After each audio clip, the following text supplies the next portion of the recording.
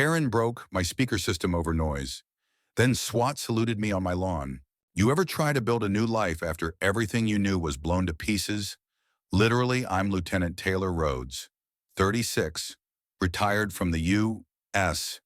Army Special Forces after a roadside IED shattered my right leg and left my nights hollowed out with silence too loud to bear.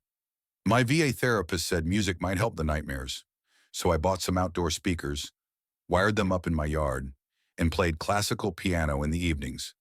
Chopin, mostly, nothing loud, nothing wild, just something to remind me I was still alive. But in the suburbs, life has its own battlefield, and sometimes your enemy doesn't wear a uniform. Sometimes she wears pastel linen, a smug smile, and calls herself the unofficial president of the HOA. Her name Karen Delaney. I moved to Fernridge Gardens 6 months ago, cute little neighborhood just outside Sacramento. Bought a modest one-story fixer-upper with a big front yard, good visibility, good exit points. Old habits die hard. Karen knocked on my door 3 days after I moved in. She brought cookies and a clipboard. "Welcome to the neighborhood," she chirped. "And just so you know, we have an HOA here." Funny thing there wasn't. The property listing clearly stated, no formal HOA, only a neighborhood committee with no enforcement power. Still, I smiled politely. I wanted peace. The cookies were store-bought. She didn't like that I installed security cameras. Said they were intimidating. She didn't like that my dog, Jet, a retired K9, barked once when a stranger got too close. She definitely didn't like the music. At first, it was subtle, a note left on my door. "Please keep the music down. It's disrupting the community vibe." Then it escalated. One morning I woke to find a bright pink notice stuck to my mailbox. "You are in violation of Section 3A, noise disturbance, $500 fine." There was no Section 3A. There was no fine. This wasn't a real HOA. But Karen, she acted like she was judge, jury, and code enforcement. I laughed at first, until I came home from therapy and found the garden bed stomped through and both outdoor speakers smashed to hell. Jet's doghouse had been flipped, and someone carved the word menace into the mulch with a rake. I filed a police report, but Karen was careful. No cameras caught her. My neighbors stayed silent. Fear, maybe, or apathy. Both can be lethal. The final straw came one Thursday evening. I was sitting on the porch with my nephew. Caleb, he's 13, small for his age. Wears his dad's old army cap like armor against the world. His father, my brother, died in Afghanistan. Caleb's been struggling since we were listening to Chopin. That's when Karen stormed into my yard, holding a metal rake like a pitchfork. "You've been warned," she screeched. "This is my neighborhood. You're terrorizing us with this depressive garbage." Before I could stand up, she swung the rake. Sparks. Wires, a loud crack. The right speaker exploded in a puff of smoke and plastic shards. Caleb screamed. Jet lunged forward, growling but stayed. Trained. Controlled. Karen froze. I stood. My limp was heavy, but my stare was heavier. I didn't yell. I didn't need to. "You just committed felony property damage," I said quietly. Karen scoffed. "Call your soldier friends. See if I care." Funny she said that, because I had a few in town, and that's when everything began to change. Karen's words were still floating in the air when my hand slid into my pocket, not for a weapon, not even for my phone, but for the custom keychain clipped to my VA badge. She didn't recognize it. Most civilians wouldn't, but someone on the other end of that badge would. I looked her dead in the eye and said, "You sure you want to escalate this?" Her eyes darted from Caleb still shaking to the destroyed speaker, then to the badge in my hand. And in a moment that told me everything about the type of person she was, she doubled down. "You people think you're special because you wore a uniform. Well, this isn't the battlefield. This is my street." Then she spat on the ground. I didn't flinch. I just stepped inside and shut the door. She stood there, fuming on my lawn, trying to bark more insults through the screen. But I wasn't giving her another second of oxygen.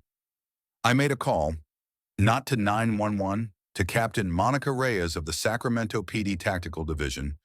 We'd served together back in Kandahar. She owed me one, maybe two. I hadn't pulled that card in 10 years. When she picked up, I didn't have to say much.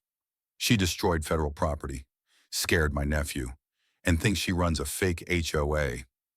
There was a beat of silence. Then Monica said, "You want us to make a point, loud and clear." She didn't need to ask what music to bring. By morning, Karen had already escalated. She plastered the neighborhood with fresh flyers, ugly neon green paper, with the bold heading, "Noise Terrorist in Our Midst." Signed the petition to remove roads. She even taped one to my trash bin. That same day, she knocked on doors, telling anyone who'd listen that I was an unstable vet with a violent dog and probably armed. I watched her from my porch, sipping black coffee. She didn't realize she was walking straight into her own spotlight. That night, it happened. Around 7 p.m., the golden hour hush rolled over the block. Karen was standing in her front yard in a ridiculous robe with a megaphone. Yes, a megaphone. "I have contacted code enforcement, and you are under a citizen's inspection." That's when the rumble started.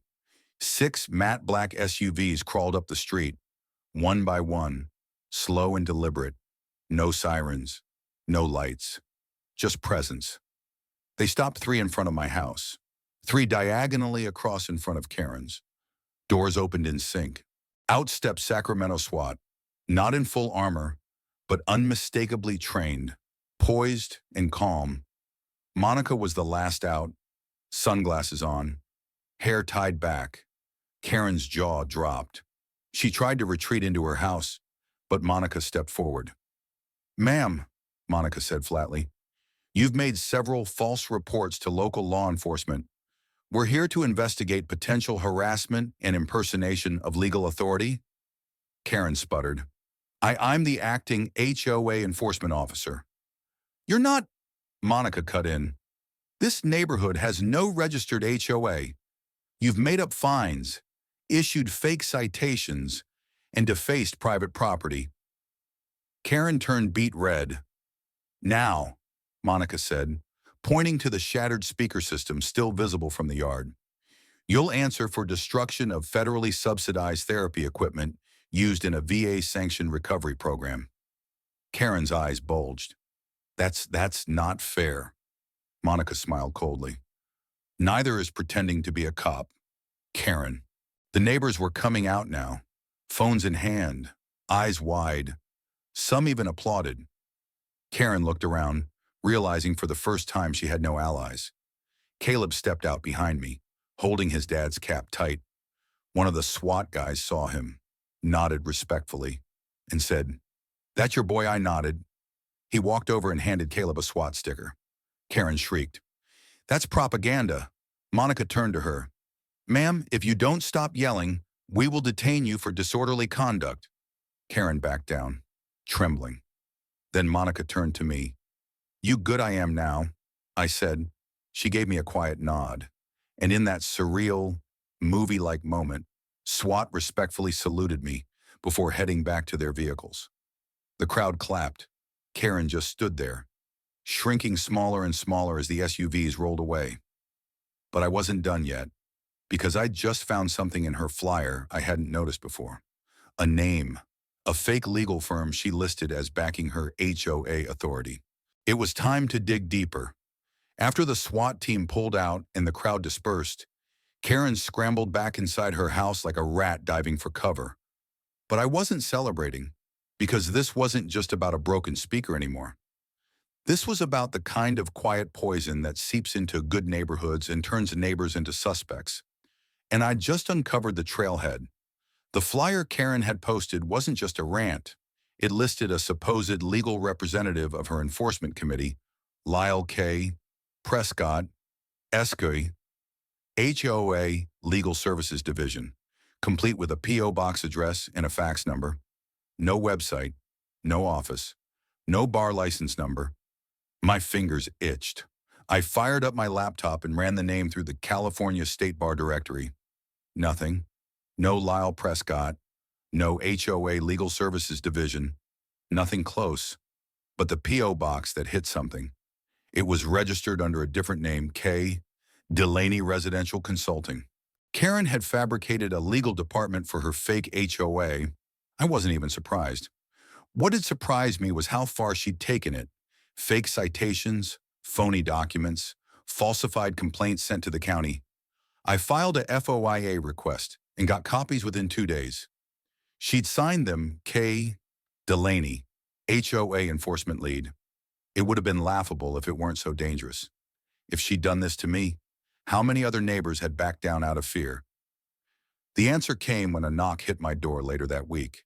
It was Helen Reyes, an older woman who lived 3 houses down, cane in hand, tears in her eyes. Her late husband had been a Marine. Karen fined me last year for having a non-standard mailbox, Helen whispered. Said it was HOA policy. I paid her $200 cash.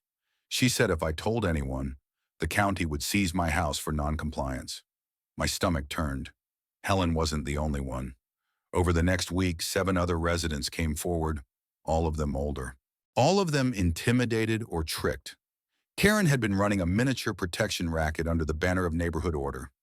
I kept notes. I documented everything. My house turned into a war room. The final push came from an unexpected angle. A young guy named Sean, 22, part-time UPS driver, still lived with his mom.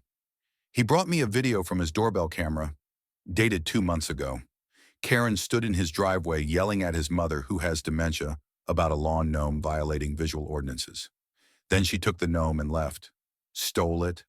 On camera. I uploaded that video to a private Dropbox folder. Then I called Monica again. She didn't even let me finish the whole story. You want in person or on record? I smiled. Let's go public. That Friday, I held a quiet community meeting on my front lawn.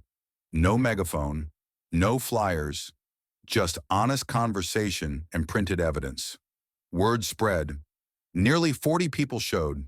I passed around copies of Karen's fake legal citations, showed screenshots of the false names she used to file her HOA paperwork, played the video of the gnome theft. People gasped. One man cursed out loud. Helen started crying. And then I showed them something that hit even harder. A receipt Karen had submitted to a local HOA reimbursement program claiming she'd spent over $3,200 on noise mitigation signs and compliance patrol costs. Taxpayer-funded, fraud, and she'd signed it with the same fake attorney's name. I let the silence settle. Then I said, we have a choice. We can let this slide and keep our heads down, or we can stand up, together, and they did, one by one, even the shy ones. We wrote a collective complaint, 26 signatures. We sent it to the county, sent it to the media, sent it to the police. That night, I uploaded everything to a shared Google Drive folder titled The Truth About Karen Delaney's HOA Fraud, Evidence Archive. I shared the link on the neighborhood Facebook group. Then I went to bed. The next morning, it exploded. Hundreds of comments, shares, DMs. A local news crew parked 2 blocks down by noon. Karen was spotted pacing on her lawn, screaming into her phone, but no one came to her defense. Even the people who once nodded at her HOA nonsense now locked their doors and closed their blinds. The final domino was Monica. She called me Saturday afternoon. You're going to want to be home at 5 or 0. At 4:57 p.m., 2 marked patrol cars and 1 unmarked cruiser rolled up outside Karen's house. At 5:02 p.m., she was handcuffed in her driveway, wearing heels and holding a clipboard. The charge sheet was long: impersonation of legal authority, fraudulent documentation, harassment, theft, vandalism. I stood on my porch, didn't smile, didn't gloat, just stood there with Caleb, both of us silent. He looked up and said, "You didn't even yell at her." "No need," I replied. She yelled enough for the both of us, but we weren't done yet. There were still victims. There was still repair work to be done. And one last twist that even I didn't see coming. The air was different the next morning. Still, quiet, no flyers on trash bins, no pastel blouses patrolling sidewalks. For the first time since I moved into Fernridge Gardens, the neighborhood breathed. Karen Delaney was behind bars pending investigation, but something still didn't sit right. As I sat on the porch with Jet at my feet and Caleb flipping through a sketch pad, an envelope landed on my lap. No return address, just my name, Taylor Rhodes. Inside a typed letter, signed anonymously, she's not working alone. The HOA committee you dismantled was never registered, but there's a real one forming now. They're furious you exposed her. And they're meeting Monday night to rewrite the bylaws and give themselves legal power this time. My hands clenched. Karen wasn't the only one trying to turn this neighborhood into a fiefdom. She was just the loudest. Monday night arrived fast. I parked one block down and walked with a cane, just enough to remind people who I was and what I'd survived. I wore my VA cap low, my badge tucked discreetly on my belt. Caleb stayed home. Monica knew where I was, just in case. The community center lights were on. Maybe 30 people sat inside. Most were older. A few younger men in button-downs and loafers stood around a folding table, speaking in hushed tones over a stack of papers. On the table, a draft HOA charter, real legal formatting, sign-up sheets, dues proposals. The man leading the meeting, Bradley Crane, wealthy, retired dentist, smirk like a bad politician. He saw me and hesitated. Then he smiled like a snake. "Lieutenant Rhodes," he said smoothly. "Glad you could join us. We were just discussing restoring some order to the neighborhood." "I'm sure you were," I said, keeping my voice low. "But remind me who voted you." And a few folks in the back shifted uncomfortably. "No one yet," Bradley admitted. "But after recent events, the community needs structure, rules, accountability." "Rules are fine," I said. "Fraud isn't. Bullying isn't." He laughed. Karen was misguided. "But this is legitimate. We're doing everything by the book now. Real filings, real dues. No more vigilantism." He said that last word like I was the vigilante. I walked up to the table and pointed at the sign-up form. "Do you know what I see? I see 5 names already signed. All of them are on the complaint I submitted to the state against Karen. You're hoping they don't read the fine print." Bradley's eyes narrowed. "You're being paranoid." "I'm being prepared," I said, "because unlike Karen, you're not sloppy. You're trying to weaponize legality against people who just want to be left alone." He leaned in. "You can't stop us this time. This is America. You don't own the neighborhood." "No," I said, "but I helped defend it." The silence after that was cold. I turned and addressed the room. "You all saw what Karen did. She lied, intimidated, fined people for gnomes and flowers. Some of you paid her. Some of you were scared to speak up. People looked at their feet, and now a new face, new forms. And we're supposed to trust this." Helen Reyes raised her cane. "He's right. We need transparency, not more self-appointed kings." Another man spoke up, then a woman, then a chorus. The room turned. Bradley stood frozen as people walked out. Some tore up the sign-up sheets on the spot. Back home, I sat down and wrote a new petition. Fernridge Gardens Citizen Council, volunteer board with 0 enforcement power, no dues, no fines, no control, just voices. Within 48 hours, we had 80 sign-ups. By the end of the week, we had a proper meeting with a legal observer and a news crew attending. Bradley's version never took off. Karen's name became a warning, not a threat. But the best moment came a week later. A letter arrived from the county office. Karen had submitted over $5,000 in fabricated expenses under her fake HOA name. They'd audited her reimbursement claims and found multiple forged receipts. She was now under investigation by both the IRS and the district attorney. Helen called me, voice trembling. "They're pressing felony charges," I nodded. "She built her castle out of lies. And now, I said, she's choking on the dust." The neighborhood changed after that. People started waving again. The fences stayed up, but the walls between us started coming down. Caleb made a friend down the street. I helped a neighbor install real solar panels, no fines involved. The corner lot that used to be a battlefield, we planted a garden there. Called it the No HOA Garden. Someone carved a little sign for it. Peace didn't return overnight, but it returned, and it stayed. But there's one more chapter left to write. Because justice doesn't just mean stopping the villain, it means changing the rules so they can't rise again. The months that followed weren't glamorous, but they were necessary. Karen's trial made local news. A lot of it. Turns out, once the DA started digging, more victims came forward, not just from our street, 2 others from previous neighborhoods. Same pattern, same fake citations, same manufactured authority. Her charges: felony impersonation of an official, filing fraudulent documents, theft and harassment, false reporting to law enforcement. She was offered a plea deal. She refused. Said she'd go down fighting. She did. The jury took 6 hours. Guilty. On all counts. Her sentence: 3 years in county jail. Probation barred her from participating in any neighborhood governance for 10 years. The court also ordered restitution to victims, $9, $300 across 11 households. Helen cried in court. Happy tears this time. Me, I just watched. Silent. Caleb squeezed my hand the whole time. He wasn't a kid anymore. Not after everything he saw. Not after everything Karen made us all endure.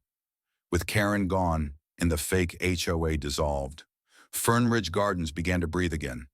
Our new volunteer board: simple, transparent. We posted every vote online.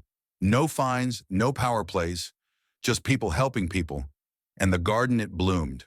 Literally, roses, tomatoes, lavender. A local artist painted a mural on the side of Helen's shed. No kings, no Karens, just neighbors. I never asked who started the phrase, but it stuck. The media story faded, but the impact didn't. 3 months after the sentencing, I got a letter in the mail from a woman in Texas. Said she read the articles. Said she had a Karen too. Not the same name, but the same tactics. I didn't think I had the right to speak up until I read your story. She wrote, "Now I know I'm not crazy, and I'm not alone." That hit harder than any courtroom verdict, because this wasn't just about me, or Karen, or one street. It was about what happens when someone pretends to hold power, and the people around them forget they can say no. The last Saturday in May, we held a neighborhood picnic on the same lawn where Karen once screamed through a megaphone. Jet trotted around with a bandana that said "Emotional Support Retired K9." Caleb helped run the grill. Monica stopped by, off duty, and brought lemonade. People laughed, sang, played music. No one complained about the speakers. In fact, they asked me to turn them up.